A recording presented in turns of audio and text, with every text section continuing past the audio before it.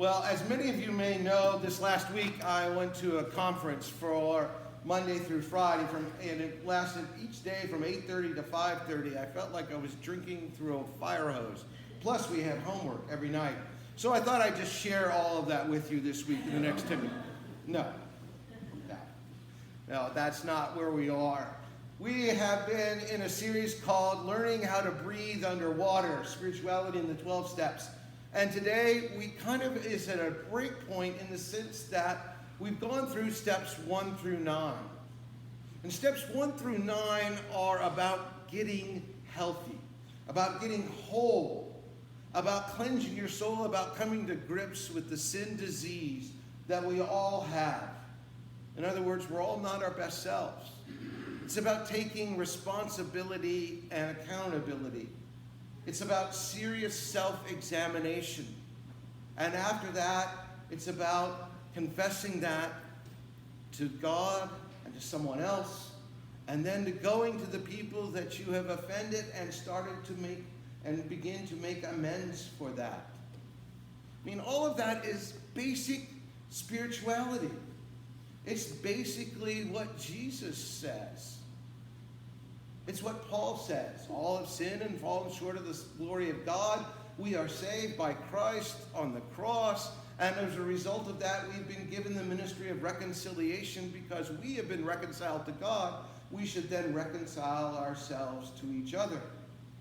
One of the ways that I put it is your relationship with God is indicated by your relationship with other people. So in other words, the kinds of relationships you have with others are indicative of the kind of relationship you have with God. Or at least that's how I read the New Testament. That's how I read Jesus' message. So that's the point you've come to.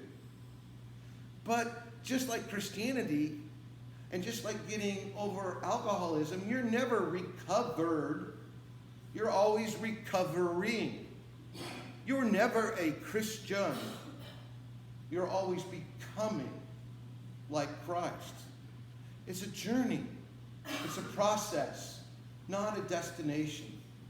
And that's why when we come to step 10, sometimes people will why are we doing this? Because the step says we are to take inventory and promptly admit when we're wrong. Well, wait a minute. Didn't we do that back up in steps 4 and 5 and 6 and 7? Yeah, we did.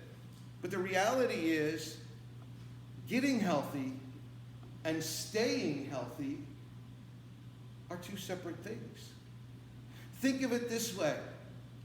You have a piece of silver that was your grandmother's, and you've let it, lounge in the closet for years and years. And you get it out. What does it look like? How much work does it take to clean all that silver? And once you're done, then you can just put it back and never have to worry about it again, and it'll stay exactly like that, right?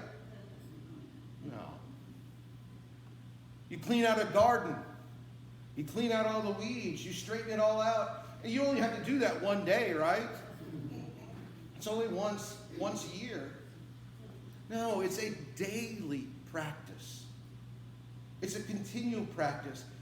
Following Christ, becoming more like Christ, is something you have to pursue every day. And every day you have to look at how I messed up today, how some of my character defects, how some of my bad behaviors happened today, repenting of those, and realizing you get to start over. It reminds me of my favorite joke, which is the man who starts off, "Dear God, it's a new day. So far, I haven't had anything, bad thoughts. I haven't said anything. I haven't gotten angry at anybody. I haven't done anything bad, but I'm about to get out of bed." Every day we have to start that, and that's what the step is about, taking those steps. But I would suggest it's even more than that. It's about taking or being aware throughout the day of how one behaves, of what one is saying. And as soon as one does that spot check and says, did I interact with the person at the store like Jesus would have? Oh, maybe not. Go back inside and apologize. Get it off your chest. Don't let it build up. Don't let like the tarnish on silver or the weeds in a garden. It's much easier if you keep doing it every day, and it becomes second nature. It becomes much more a habit. It's what John Wesley and some of his followers called holy habits. We all have habits. Some of them are holy, and some of them are not. Okay? If you don't believe that your life is ruled by habits, I always say this. Try sleeping tonight with your head where you usually have your feet, and see how well you sleep. We all have our morning routines. Tomorrow morning, do it completely backwards and see how much. One person has estimated that 95% of our behavior are habits. Habits. Things we do and we don't even think about it. And it takes 6 weeks to bring a new habit into being. 6 weeks. Now, you're not going to make it the first time. You might not even make it the second time. But the third time you get almost to those 6 weeks, it gets easier and easier and easier. So what are the habits? The daily practices, besides taking that inventory about how one is behaving like Jesus, asking for God's forgiveness, maybe asking for someone else's forgiveness, and going forward, because each day, each morning is a resurrection. Each morning is a day in which you get to start over, clean slate. But some of the holy habits, and this is where it gets a little, well, sometimes it sounds like I'm preaching. Wait a minute, I guess I am. Okay? But the holy habits throughout the history of Christianity, and I would say throughout the history of the whole Judeo-Christian tradition, there are 3 things that has been said should be a daily habit, something you do every day. 1, you should pray. You should pray. I believe the minimum is you should say out loud every day the Lord's Prayer. Out loud. Because there's something about saying it out loud that is impactful.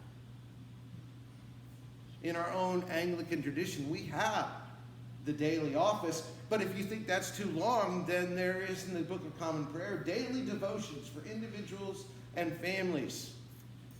It takes 5 minutes, and in fact, you can memorize it. Pray. Now, that's not the only kind of prayer there is, and there could be a whole sermon on the different styles and kinds of prayer. But the minimum, I believe, is saying the Lord's Prayer out loud every day. Second, you need to read the Bible. The most successful marketed book in the world. Everyone has a copy. No one's actually ever read it, but most people have copies of it. Okay? And people ask me all the time, what's the best translation? The one that makes you understand it. Okay? Doesn't really matter.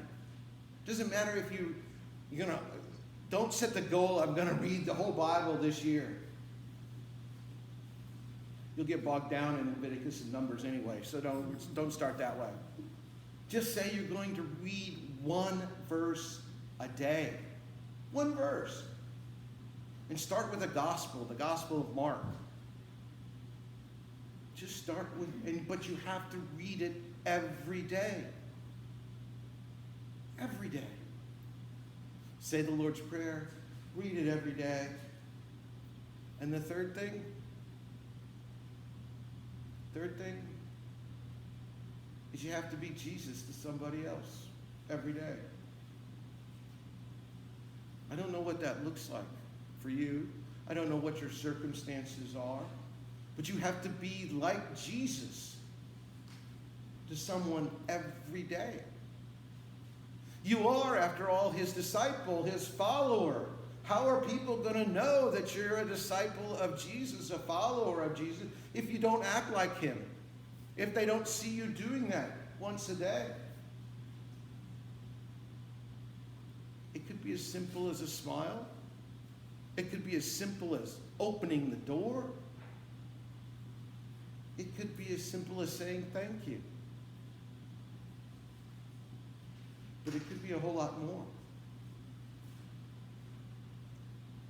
So the idea of steps 10, 11, and 12, which we'll finish in the next couple of weeks, is how do you maintain the health that you've striven so hard to get to? Now, you're never going to get there, quote unquote, this side of the grave. But you will. You will. You'll get better at it. But step 10 is about beginning the process of maintenance. It's about making sure you do the holy habits of prayer, scripture reading, and being like Jesus to one person every day. And I promise you, no, that's not good enough. God promises you that if you do that, you will experience grace and hope and a peace that passes all understanding. So, which habit are you going to work on today?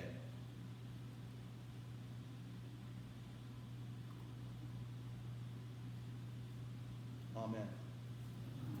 Let us stand and affirm the faith of the church in the words of the Nicene Creed.